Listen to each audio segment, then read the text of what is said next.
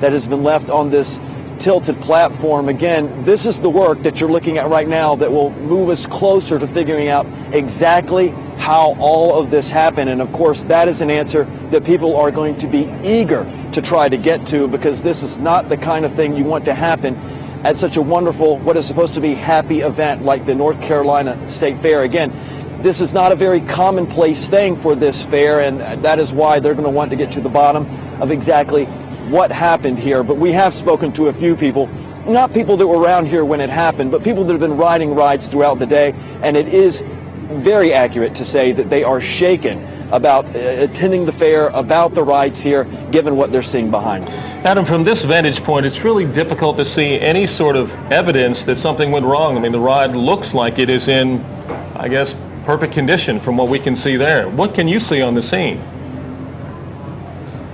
You know, Gerald, that is the one thing. I was running to the scene with photojournalist Zach Gooch. We came around the corner. We had heard about the numbers of the people who were hurt.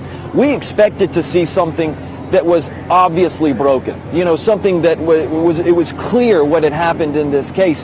When we came around the corner, we saw a ride that looks probably a lot like it did earlier in the day, save for the crime scene tape or the police tape and things of that nature. But from looking at it, you know, you see that some restraints are up, some are down, but the ride itself looks, you know, and I'm not someone who's familiar with the ride, I haven't been on it myself, but it looks for the most part intact. You know, we were told that a lot of the people who were hurt seemed to be laying around it. One may have even been underneath one of those baskets as rescue workers were here trying to help that person. But very good point you bring up. When we came around the corner, that was the one thing that stuck out to us, was that nothing stuck out to us. The ride looks intact. I imagine that was going to be another piece of the puzzle that these investigators are going to try to put together. Mm-hmm.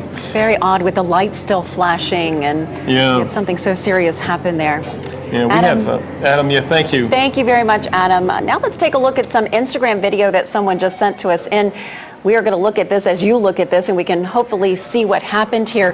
This is, again, the Vortex, and this is video of it operating tonight. You can see how the cars go up in the air. They spin upside down, and everybody is spinning in different directions as this ride goes around.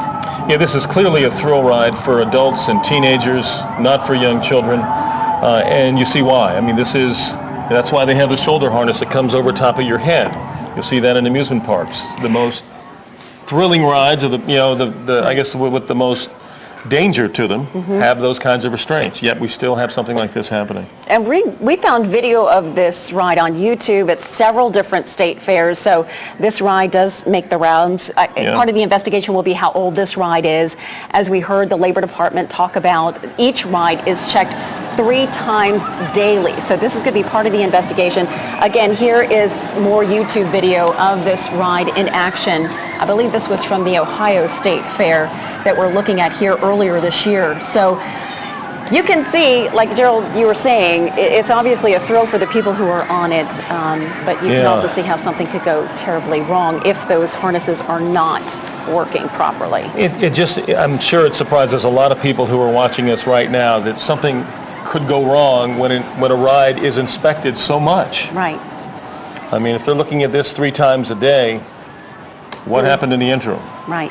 Well, all those good questions that will be asked and hopefully answered. Yeah. Now, we did some checking in our archives. The last accident we found at the NC State Fair was back in 2002. A Midway employee was working at the Bonsai ride. This is a pendulum ride. He was hit by the legs of a passenger, knocked off the platform, and thrown into the air and killed. A passenger on the ride was injured. Again, this was back in 2002. At the time, the Midway was operated by Amusements of America. The NC State Fair rides are now operated by Powers Great American Midway. And this year's Midway at the State Fair, again, has 107 rides. Inspectors from the state spent 2 weeks on the property inspecting all the rides before the fair even started. They looked at every nut, bolt, pin, every part of every ride.